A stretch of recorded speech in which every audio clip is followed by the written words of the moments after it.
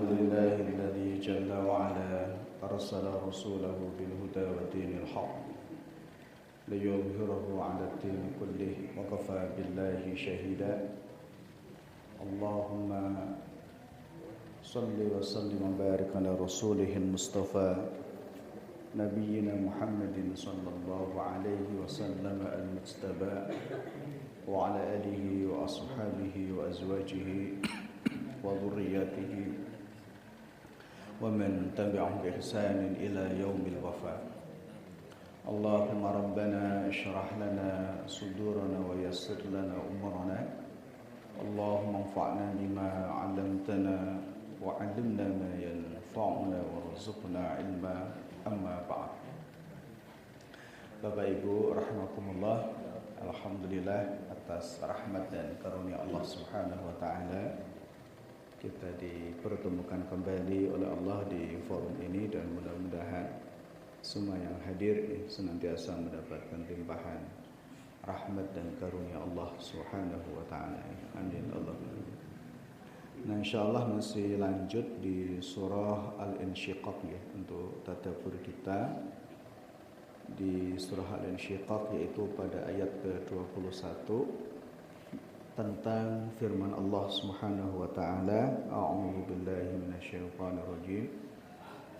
Wa idza quri'a 'alaihimul qur'anu la yasjudun. Wa idza quri'a, ketika dibacakan, alaihim atas mereka Al-Quran, maka la yasjudun, mereka enggan bersujud ya. Nah, tentang makna sujud kemarin sedikit ya sudah saya sampaikan. Nah, Bapak rahmatullah, ada beberapa hal penting ya mengenai tentang sujud ini. Pertama, dari sisi makna yang kemarin sedikit sudah disampaikan, salah satu di antaranya adalah al-inqiyad, yaitu ketundukan, kepatuhan. Nah, banyak ayat dalam Al-Quran ketika Allah Subhanahu wa taala mengibaratkan atau mengungkapkan kalimat patuh itu dengan kata sujud. Karena itu adalah pertama simbol peribadatan yang paling sempurna seorang manusia kepada Allah Subhanahu wa taala. Sujud diibaratkan ketundukan dan kepatuhan, karena itulah di dalam beragama itu juga harus patuh. Patuh terhadap syariatnya Allah, patuh terhadap aturan Allah Subhanahu wa taala, patuh terhadap perintah dan larangan Allah. Sehingga ungkapan sujud ini tidak hanya sekadar lafal ya, yang terdiri dari sin, jim gitu ya, wawu dan dibaca sujudun gitu ya. Kalau akar kalimatnya dari kata sajada yasjudu, bisa sajud dan bisa sujudan gitu ya. Kata sujud. Tetapi sujud ini memang mencakup hal yang sangat komprehensif di dalam pengabdian, peribadatan, keyakinan, tauhid, akhlak, nilai seorang muslim terhadap Islam. Kadangkala kata sujud itu diungkapkan dengan bahasa lain adalah kata aslama. Sama, aslama itu juga memiliki makna kepatuhan, kepasrahan, ketundukan seorang muslim kepada Allah Subhanahu wa taala. Sehingga di dalam beragama itu, Bapak Ibu, tidak boleh membuat aturan sendiri. Agama ini adalah milik Allah. Maka Allah yang berhak untuk mengatur semua yang ada di dalamnya. Misal, ngapunten, ketika panjenengan membaca salah satu ayat di dalam surah Al-Bayyinah, ya, di dalam surah Al-Bayyinah ada ayat yang disampaikan oleh Allah, wa ma umiru illa liya'budullaha mukhlishina lahuddin. Nah, di dalam ayat itu yang perlu digarisbawahi adalah kata mukhlishina lahuddin. Jadi mukhlis, ada kata lahu dan ada ad-din. Maksudnya adalah agama itu murni dari Allah. Murni dari Allah. Dan agama adalah milik Allah. Sehingga orang di dalam beragama itu murni juga harus karena dan untuk Allah Subhanahu wa taala. Kepatuhannya, ketundukannya dalam menjalani syariatnya. Sehingga di dalam membuat syariat misalnya, ketika orang itu dengan hawa nafsunya menetapkan hukum halal haram misalnya, sesuai dengan keinginannya, maka itu juga bagian dari hal yang diserupakan dengan Yahudi dan Nasrani. Yahudi Nasrani, Bapak Ibu, kenapa mereka disebut menyimpang? Karena mereka membuat aturan sendiri. Bahkan sampai kitab suci pun, ketika tidak sesuai dengan keinginan mereka, tidak sesuai dengan selera mereka, mereka rubah. Mereka merubah kitab suci itu. Itu yang kemudian juga Allah sebutkan dalam Al-Quran, yuharrifunal kalima an mawadhi'i. Jadi mereka merubah kata, merubah kalimat, merubah makna dari aslinya. Dan itu banyak. Al-Quran telah membongkar itu semuanya. Ya, saya pernah belajar kristologi, ngapunten. Ya memang itu ditunjukkan betul bagaimana nyun sewu ibaratnya Bible atau Bible gitu ya, atau Alkitab. Nyun sewu menurut orang Katolik dengan orang Kristen atau Protestan gitu ya. Nanti dengan Advent ke-7 atau apa pun dudu kabeh. Ada banyak yang berubah. Bahkan mungkin tahun sekian dengan tahun sekian dan tahun sekian itu mengalami perbedaan. Dan itu tidak terjadi pada nopo Al-Qur'an Al-Karim. Karena Allah Subhanahu wa taala sudah berjanji Allah akan menjaganya. Maka di antara Allah menjaga Al-Quran itu, Allah tumbuhkan, Allah kehendaki banyak para penghafal Al-Quran. Jadi banyak para penghafal Al-Quran. Sehingga kalau ada orang yang merubah kalimatnya, ketahuan di situ. Gitu. Dan tidak ada seorang pun yang punya nyali untuk melakukannya. Kalaupun ada yang berani misalnya, pasti akan ketahuan kekeliruannya di mana. Bahkan dalam penafsiran sekalipun gitu. Di dalam penafsiran itu tentu bagian dari apa yang ditetapkan oleh Allah Subhanahu wa taala. Nah, sehingga di dalam Islam itu, Bapak Ibu, dalam beragama, begitu juga dalam menjalani agama, tidak boleh sesukanya. Dalam menafsirkan Quran itu juga tidak boleh sesukanya, ada pakemnya istilahnya. Ada metodologinya. Ada tata caranya. Sehingga Rasulullah sallallahu alaihi wasallam ingatkan, man qala fil Qur'an bi ra'yihi falyatabawa maq'adahu minan nar. Jadi barang siapa yang mengartikan Quran, menafsirkan Quran, memaknai Quran dengan logikanya sendiri. Dengan logikanya sendiri, dengan akalnya sendiri, maka Rasulullah katakan falyatabawa maq'adahu minanna. Silahkan ia mengambil tempat duduknya dari neraka itu. Ini merupakan satu peringatan tegas ya dari Rasulullah sallallahu alaihi wasallam agar seseorang di dalam memahami Al-Qur'an itu juga tidak sesukanya. Nah, sehingga kenapa diungkapkan dengan kata sujud, dan itu juga berhubungan dengan Quran. Ketika Quran dibacakan mereka tidak sujud gitu. Apa maksudnya? Tidak patuh, tidak mengimaninya. Tidak mempercayainya, tidak meyakininya, maka itu bagian dari ketidaksujudan seseorang kepada Allah Subhanahu wa taala. Dan di dalam sujud itu, Bapak Ibu, kalau kemudian kita lihat, itu juga harus semuanya, pikirannya, fisiknya, hatinya. Itu juga memberikan penjelasan bahwa di dalam mentaati Allah itu juga harus komprehensif. Mungkin panjenengan pernah mendengar satu ayat yang disampaikan oleh Allah, ya ayyuhalladzina amanu udkhulu fis-silmi kafah. Nah, di sini sedikit ngapunten. Yang memiliki makna kata sujud. Di dalam ayat ya ayyuhalladzina amanu udkhulu fis-silmi. Nah, yang dibahas oleh para ulama sebenarnya adalah kata as-silminya nih. Kemudian ada kata kafatannya. Ada kafatannya.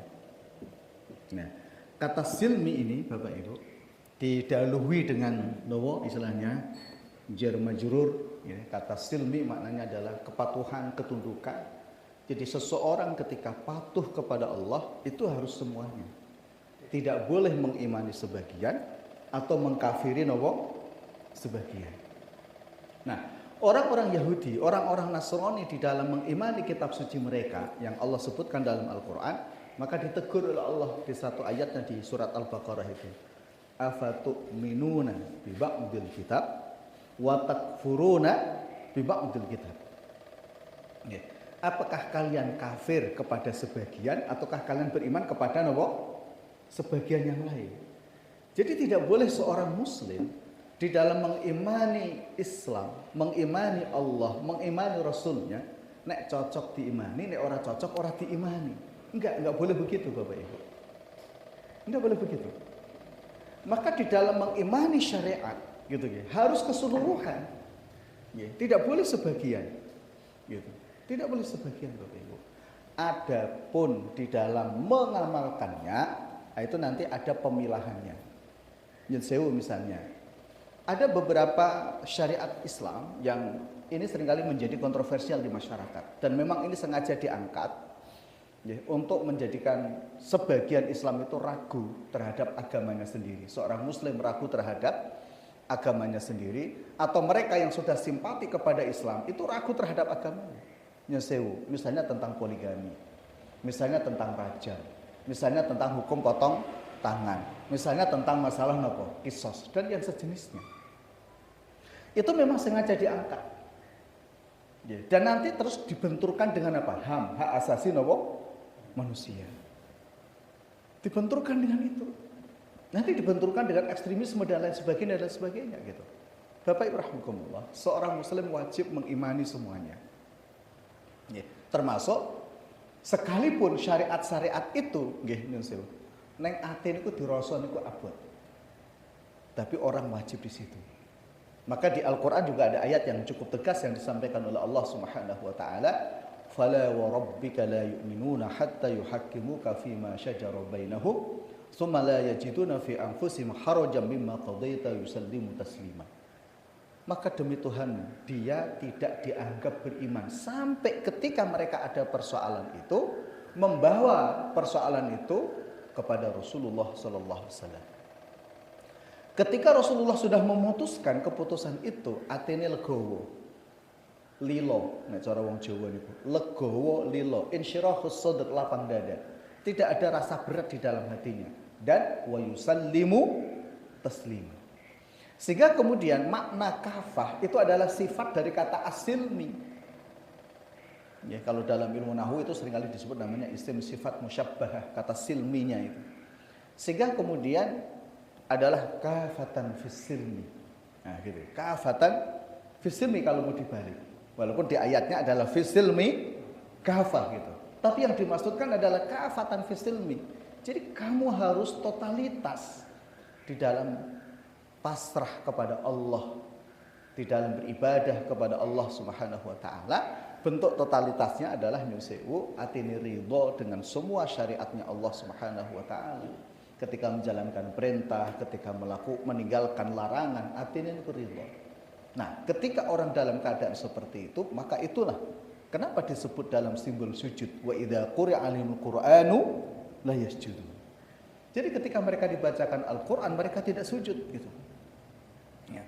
Ketika mereka tidak sujud, itu makna lainnya itu adalah bisa menentang, mengingkari, dan mereka kadang-kala mengejek. Quran itu hanya sekadar apa? Dongengan masa lalu.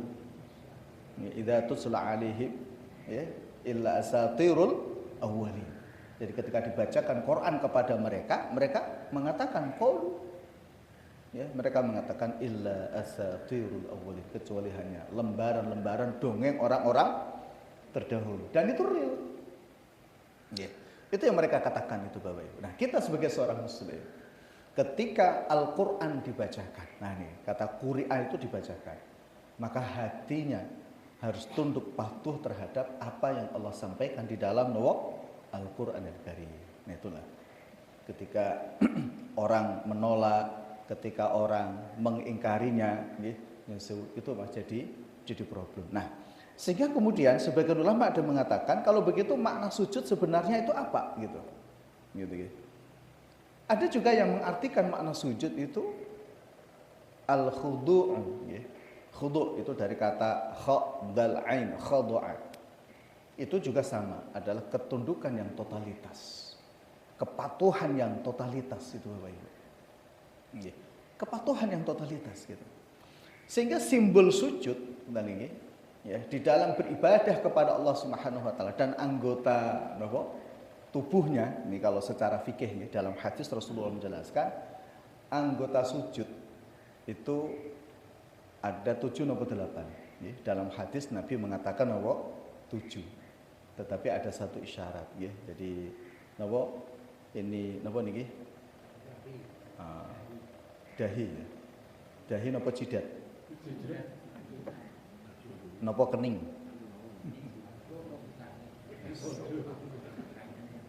Jadi ketika sujud ininya harus nempel, hidungnya juga harus nempel. Nah, Nabi memberikan isyarat niki hidung. Jadi sujudnya mboten jungkir niku mboten.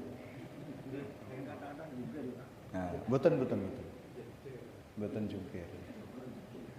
Ya, jadi niki harus nempel di tempat sujud, hidung juga harus nempel di tempat sujud, kemudian kedua telapak tangan juga harus nempel di tempat sujud, kemudian kedua lutut, kemudian jari-jari kaki. Ya, itu juga harus nempel di tempat sujud. Nah, maka secara fikih ketika orang sholat dan dalam keadaan sujud, 8 atau 7 anggota badan itu tidak nempel di tempat sujud, sujudnya sah enggak?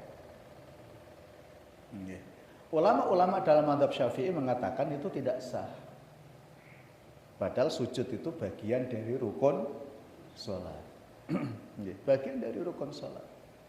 Nah, kemudian ketika sujud itu Bapak Ibu tidak boleh terhalang, gitu ya, tidak boleh terhalang oleh sesuatu yang ikut bergerak kecuali yang menutup aurat. Jadi misalnya makanya kalau sebagian ulama mazhab Syafi'i ketika sujud sebagian ini harus nempel di tempat sujud, tidak boleh terhalang. Ya, tidak boleh terhalang.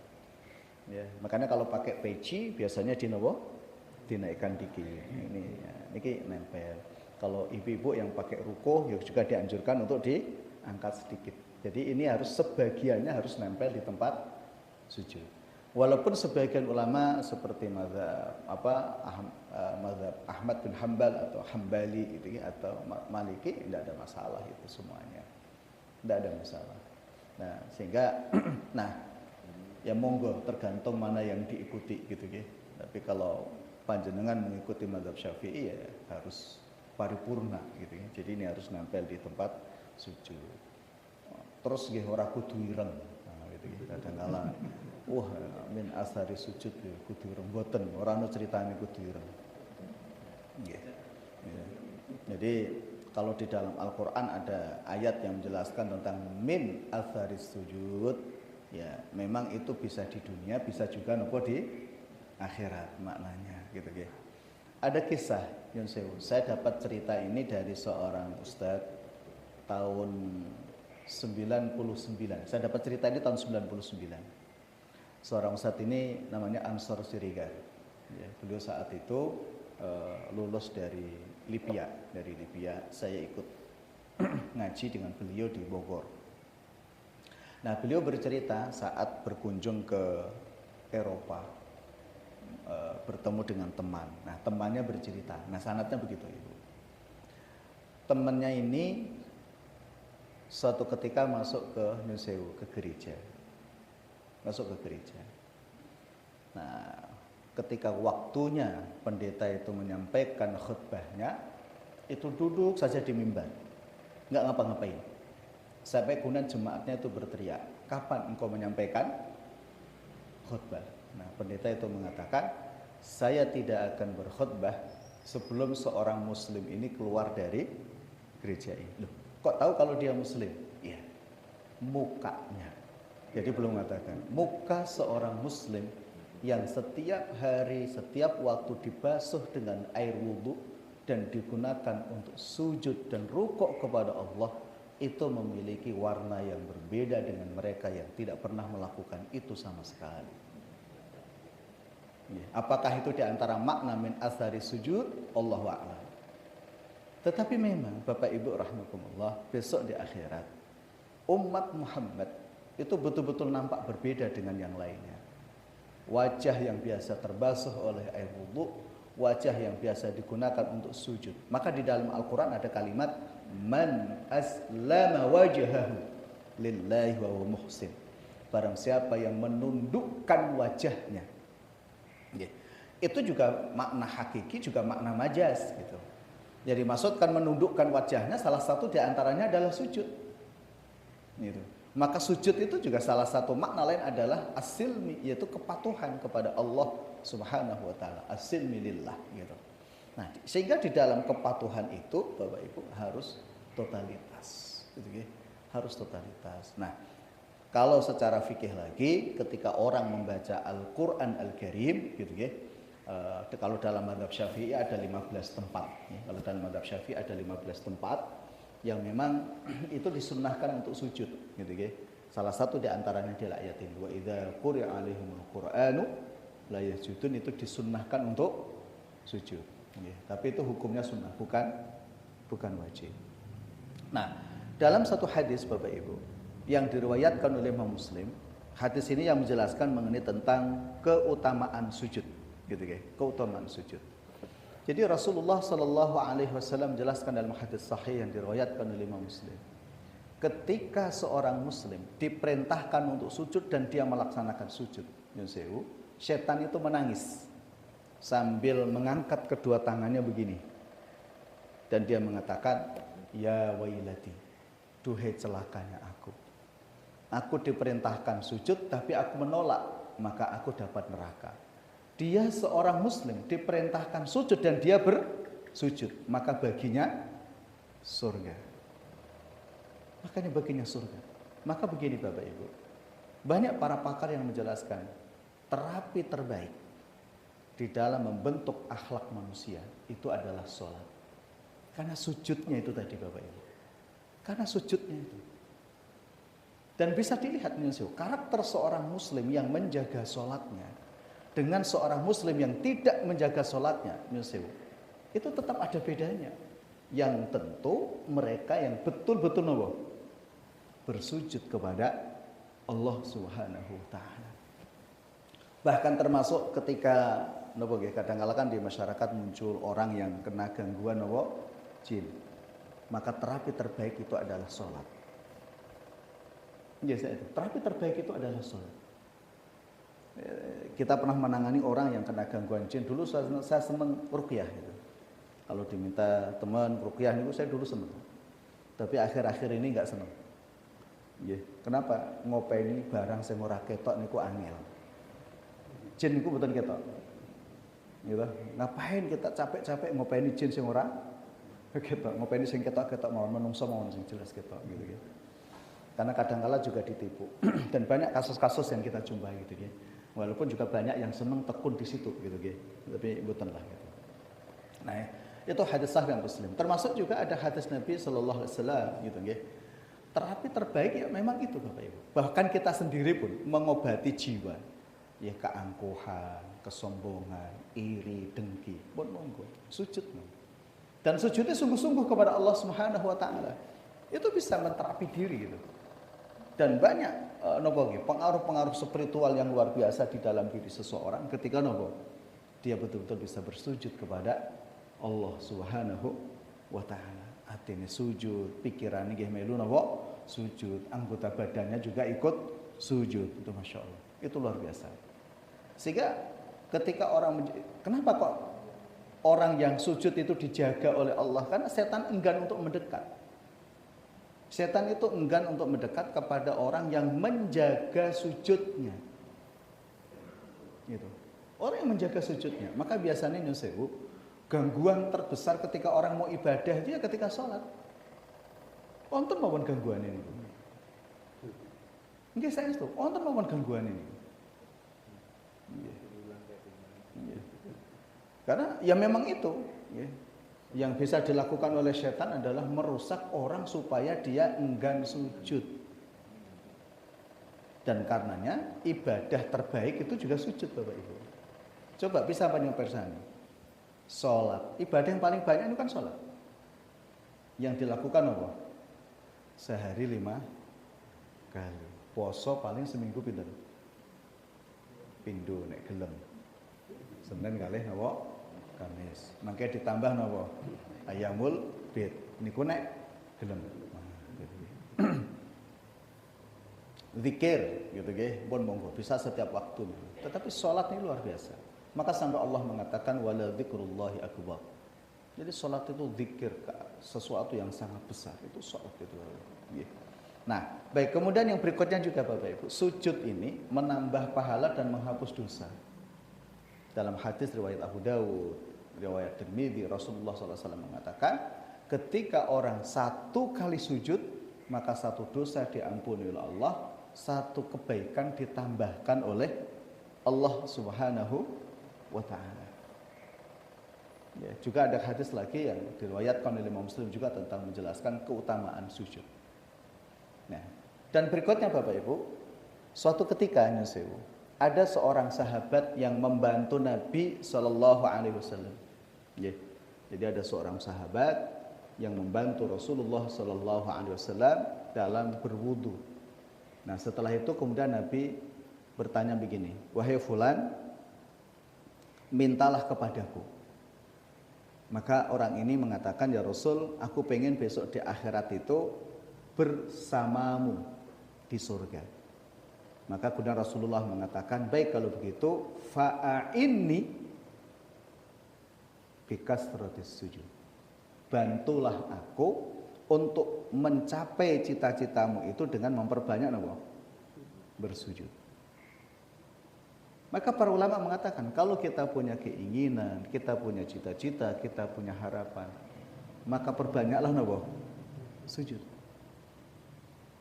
Perbanyaklah sujud. Maksudnya apa? Perbanyak sholat. Termasuk juga di dalamnya adalah Bapak Ibu, memperbanyak doa di dalam sujud. Dan Rasulullah mengatakan, aqrabu ma yakunu bainal 'abdi wa rabbih inda sujud. Jadi situasi yang paling dekat antara seorang hamba dengan Tuhannya itu kapan? Ketika sujud. Maka perbanyaklah doa di dalam sujud karena Nabi, faqaminun an yustajaba lahu. Bisa jadi doa-doa dalam sujud itu dikabulkan oleh Allah Subhanahu wa Ta'ala. Bahkan sampai Nabi SAW juga mengatakan, alaika bikasrati sujud, perbanyaklah kamu sujud. Gitu. Yang dimaksudkan adalah sholat Bapak Ibu.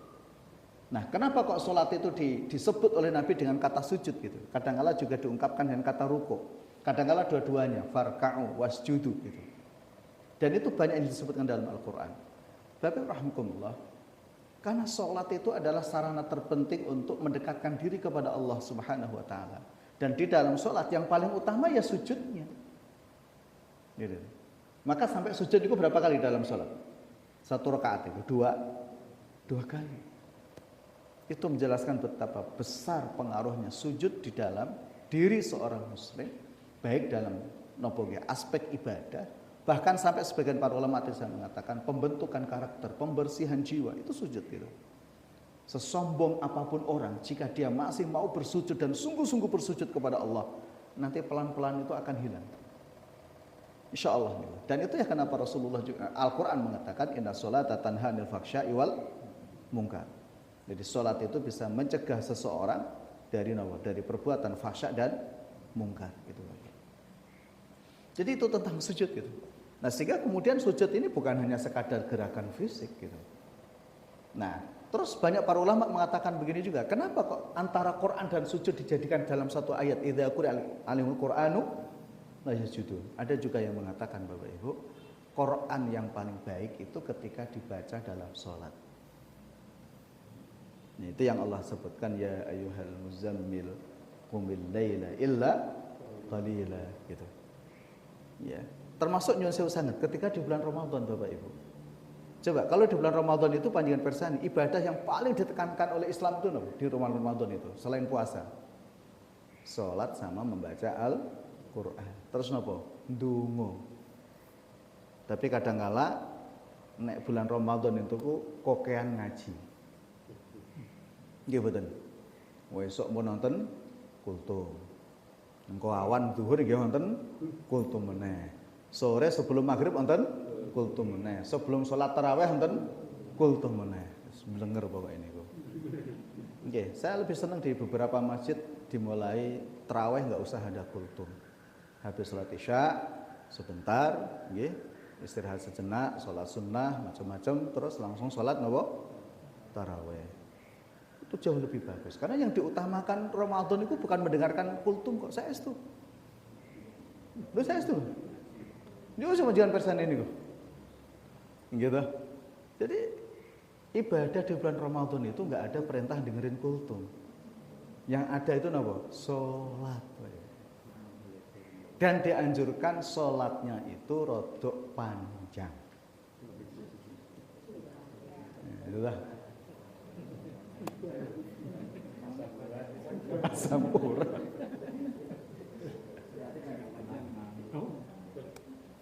Nggih. Nek mriki pinten? 11 napa 23? 11. Nggih. Maka begini ngapunten nambah dikit. Di Quran itu kalau panjenengan persani Bapak Ibu, kenapa ada pembagian seperti juz, hizib, dan rukuk? Karena dulu para ulama sebenarnya itu dibagi ketika membaca Al-Quran dan itu di sholat tarawih sebenarnya. Bagi mereka yang mengambil 20 rakaat, gitu guys, itu sudah dibagi-bagi seperti itu. Bagaimana supaya 1 bulan full itu selesai. Jadi pembagian 30 juz itu berdasarkan apa? Puasa di bulan Ramadan. Saya setuju, itu berdasarkan dengan itu. Sehingga Quran standar itu ya, satu baris itu, satu halaman itu 15 baris. Sehingga jumlahnya niku 20 halaman. Jadi 1 rakaat itu 1 halaman. Nah, bagi mereka yang mengambil 8 rakaat gitu ya. Selain witir ya maksudnya. Ambil 8 rakaat, 1 rakaatnya itu 1/4 juz atau 1 hizib. Sehingga 4 rakaat itu 1 juz. 8 rakaat niku 2 juz. Niku sing bener. Tapi kan sakniki mboten. Wis salate 8 rakaat sing diwaca trigul ya pun apik. Nggih mboten napa-napa wong salat kok nggih. Kenapa demikian Bapak Ibu? Supaya betul orang memang spiritualnya itu kena gitu. Kalau bahasa lalu ruhiyahnya itu kena gitu. Gitu. Kenapa banyak orang yang kemudian sholat tetapi nilai spiritualnya nggak ngaruh sama sekali gitu. Aspek kerohaniannya itu nggak masuk gitu. Ya karena sholat tidak dimaknai sebagai sujud untuk taqarruban ilallah, untuk mendekatkan diri kepada Allah Subhanahu wa taala. Yang saya Bapak Ibu, di dalam diri kita itu kan ada 3 komponen hal penting yang harus kita pahami. 1, akal pikiran kita. Nah, akal pikiran itu asupannya itu dengan ilmu pengetahuan. Terus kedua nopo? Fisik. Nah, fisik itu asupannya nggih makanan yang halal, halalan thayyiban, makan minum yang halal thayyib. Nah, berikutnya ada ruh Bapak Ibu, di dalam badan kita itu ada ruh. Nah, dalam Al-Qur'an kadang-kala disebut namanya nafsun. Kadang-kala disebut ruh. Kadang-kala disebut qalb. Jadi itu 3 sebutan untuk itu yang ada di dalam diri kita. Dan itu memang pengaruhnya luar biasa. Gitu. Nah, sehingga sholat itu, sujud itu Bapak Ibu ngapunten, mendekatkan kolbu dengan Tuhannya, yaitu Allah. Sebenarnya di situ. Bagaimana supaya hati itu memiliki hubungan dengan penciptanya, Allah Subhanahu wa taala itu Bapak Ibu. Bukan fisiknya. Nggih. Bukan berarti terus fisik ora ono gunane, mboten, justru itu penting gitu. Nggih. Karena sekarang ini di beberapa tempat juga beredar lagi mengenai tentang Islam sejati ning Islam. Nggih saestu. Aku ki ya wong Islam, ning ora butuh salat sebab ibadahku ning ati ora ning fisik. Nah gitu. Nggih. Nek kowe salat ya fisik berarti isih nyembah rogo. Nah gitu nggih. Itu filsafat yang mereka bangun. Tapi yang jelas niku keliru niku nggih. Yang jelas niku keliru. Nah, tapi kembali ke tadi Bapak Ibu, tentang ruh gitu. Begitu juga sebenarnya puasa. Sebegitu juga zikir gitu. Zikir itu Bapak Ibu bukan hanya sekadar mengucapkan lafal zikir, bukan hanya sekadar mengucapkan kata-kata seperti subhanallah, mboten sebenarnya. Yang dibutuhkan itu bagaimana hati mengimani dan meyakini bahwa Allah itu memang subhan. Jadi mentasbihkan Allah itu dalam arti adalah mensucikan Allah, mentauhidkan Allah, memuliakan Allah gitu. Maka kenapa doa yang terbaik di dalam sujud dan rukuk itu adalah subhana. Ini subhana rabbiyal a'la atau subhana rabbiyal azimi. Walaupun beliau Rasulullah sallallahu alaihi wasallam di akhir masa hidup beliau, di masa akhir hidup beliau lebih banyak mengucapkan kalimat tentang memohon ampun kepada Allah, yaitu subhanakallahumma wa bihamdika Allahumma ighfirli. Tapi tetap ada tasbihnya, subhanakallahumma rabbana wa bihamdika Allahumma ighfirli. Itu doa yang banyak dibaca oleh Nabi sebelum beliau wafat dalam keadaan rukuk dan sujud. Walaupun sebelumnya Nabi juga memerintahkan kalimat subhana rabbiyal azim atau subhana rabbiyal a'la. Walaupun diwolak-walik tidak masalah itu sebenarnya. Walaupun juga ada yang mengatakan kalau subhana rabbiyal azim ketika sujud, subhana rabbiyal a'la itu ketika rukuk. Ada yang mengatakan kebalikannya, Allahu a'lam. Nah, jadi Bapak rahimahullah kembali tentang Quran dan sujud nih. Wa idza quri'a 'alaihimul qur'anu la yasjudu. Nah, sehingga kemudian kalau begitu muncul satu pertanyaan besar begini. Quran itu Bapak Ibu untuk apa? Gitu. Maka satu hal yang simpel yang dijawab oleh para ulama adalah Quran itu membimbing kita agar sujud kepada Allah.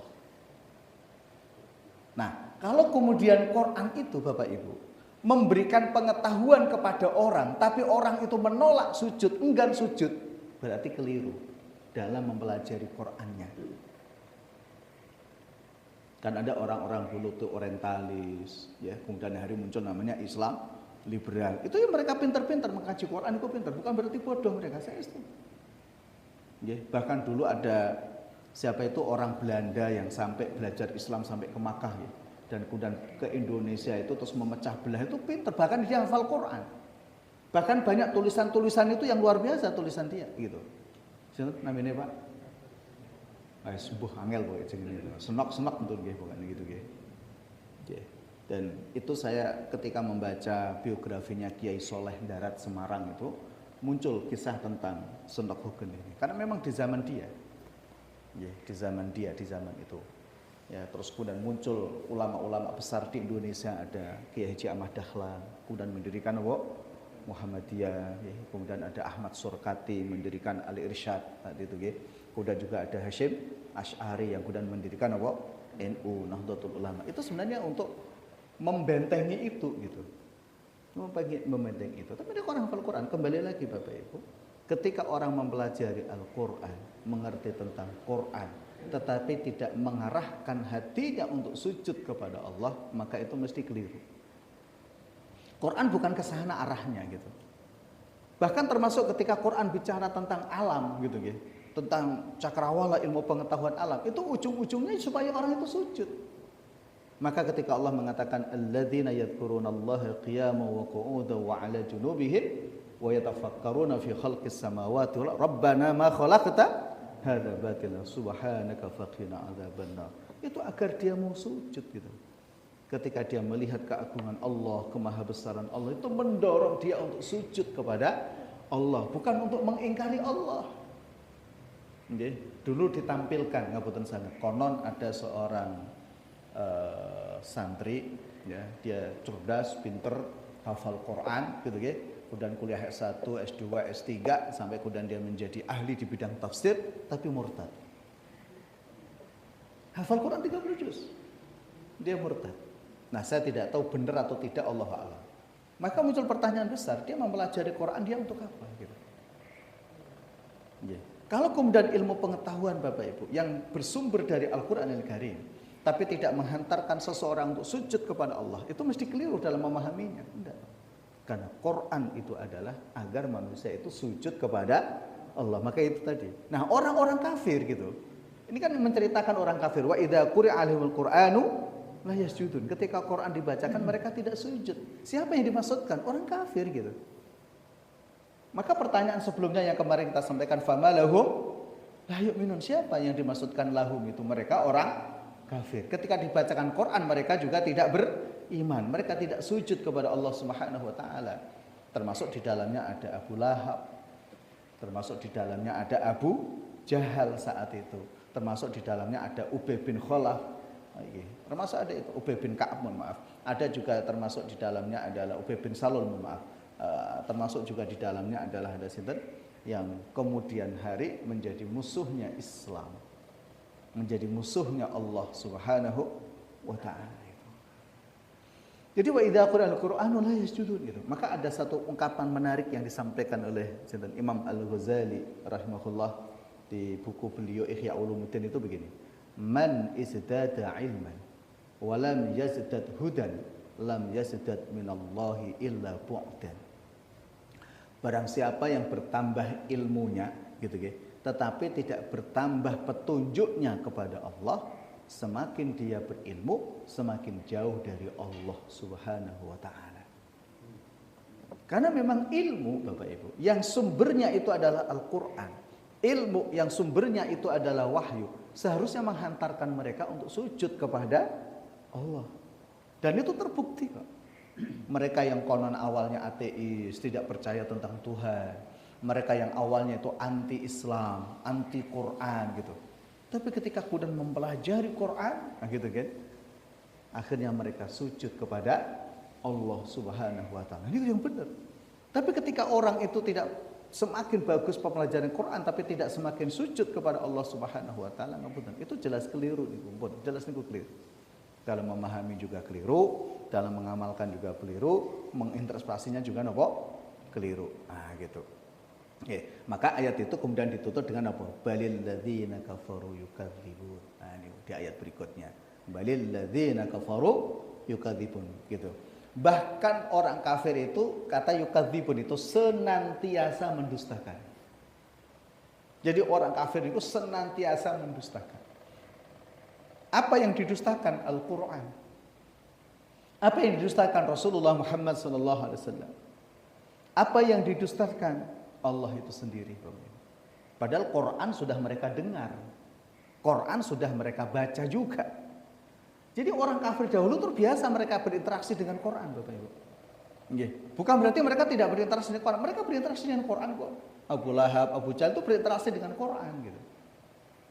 Karena setiap waktu mereka juga mendengarkan bacaan Al-Quran, entah yang dibaca oleh Nabi Sallallahu Alaihi Wasallam atau yang dibaca oleh lainnya, atau mereka mendapatkan tulisan-tulisan itu, lembaran-lembaran itu.